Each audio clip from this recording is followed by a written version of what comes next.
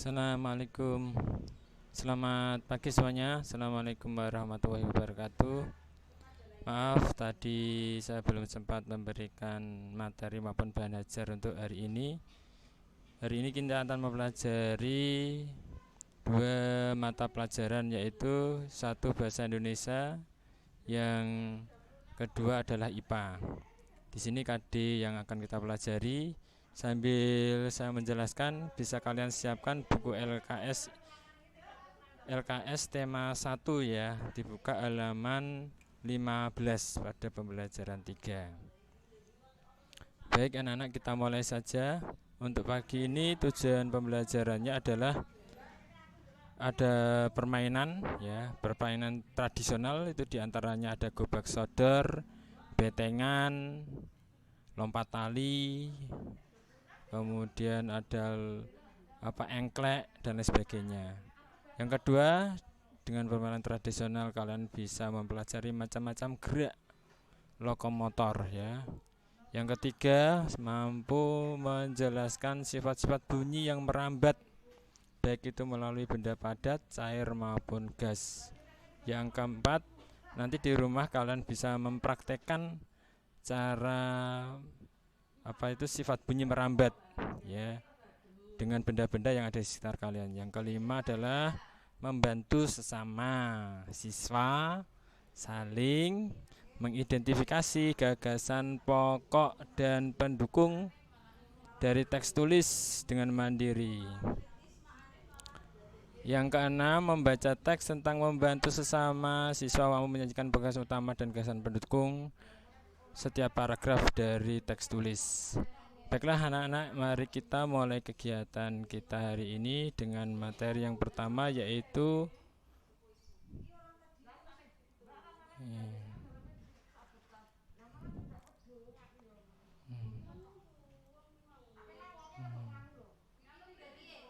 bentar ya.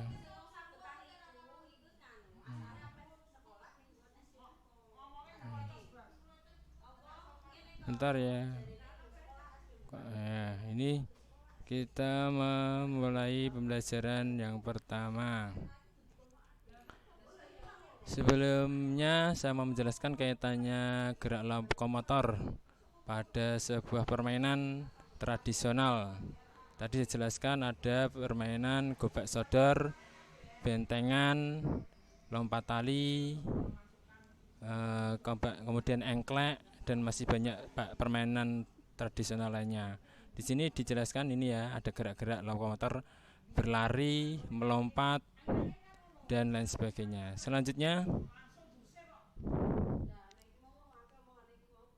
sikap dalam sebuah permainan.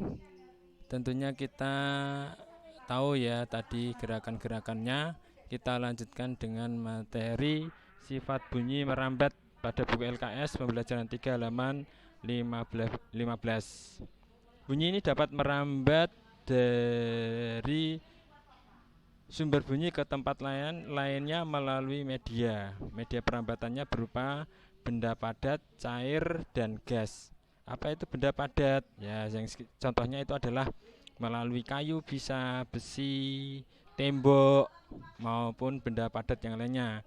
Kemudian melalui perambatan benda cair, apa? Misalkan air ya, bunyi itu bisa merambat melalui air.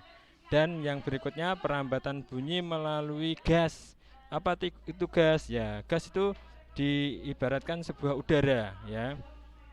Kita di ruang tempat kita ada, sekeliling kita ada udara. Nah, itulah yang nantinya kalau ada bunyi yang terdengar, perambatan bunyi bisa dilakukan melalui gas atau udara.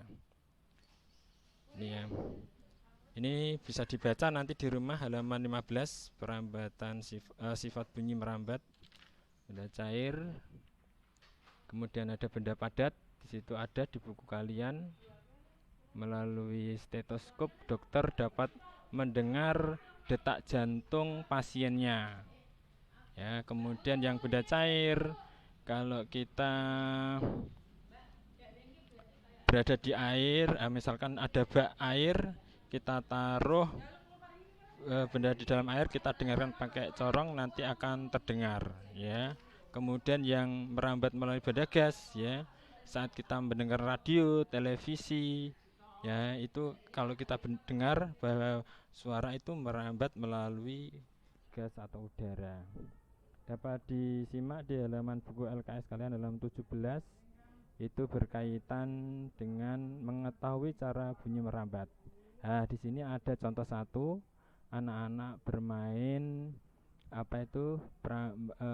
sifat bunyi merambat dengan menggunakan tempolong atau kaleng yang dihubungkan dengan tali, ya, tali. Ya, ini bermain ini. Nanti kalau di rumahnya ada yang punya seperti ini, bisa dipraktekkan. Tidak harus ya, pokoknya benda-benda yang ada di sekitar kalian. Baik, selanjutnya, nah ini ada percobaan kedua, sama ini pakainya tadi kaleng, ini pakai gelas plastik, ya, gelas plastik bisa juga ini dipakai untuk sifat bunyi merambat. Kemudian yang ketiga ini perambatan bunyi melalui benda cair. Ini dilihat, ini ada bak air, diisi air, kemudian ada anak ini menggunakan corong dimasukkan ke air untuk mendengarkan bunyi yang ada di dalam air. Yang selanjutnya ini berkaitan masih materi IPA, ya. Nah, di sini nanti kalian bisa praktekkan di rumah dengan bantuan orang tua ataupun saudara, kakak, ya, ataupun teman yang ada di dekat rumah kalian. Nanti minta bantuan, pokoknya ada yang mendampingi dengan orang yang lebih dewasa. Boleh ayah, oleh bapak atau ibu atau pamannya atau kakaknya. Oke. Selanjutnya berkaitan dengan materi IPA sudah cukup. Saya lanjut ke bahasa Indonesia. Pada materi bahasa Indonesia masih berkaitan dengan menentukan gagasan pokok dan gagasan pendukung dalam bacaan. Di buku LKS kalian ada di halaman 18, bisa kalian baca. Nah, di situ ada berlatih teks bacaan, bisa kalian baca. Itu berkaitan dengan judul gotong royong saat pandemi.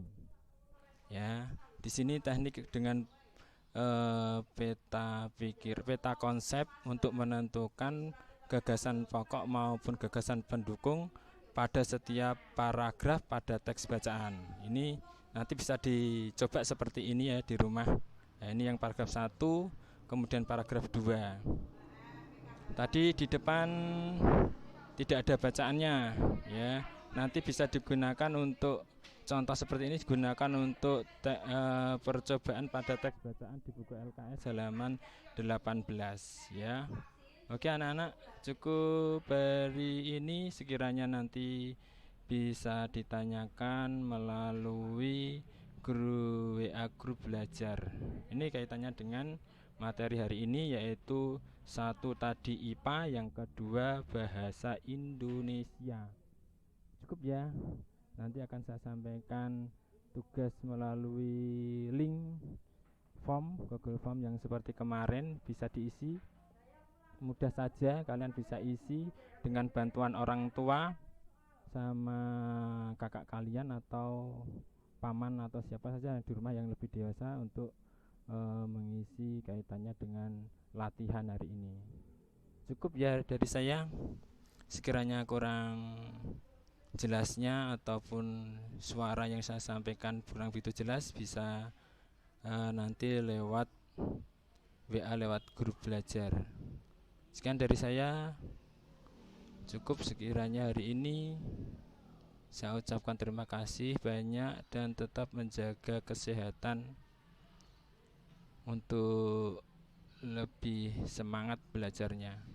Sekian dari saya. Assalamualaikum warahmatullahi wabarakatuh.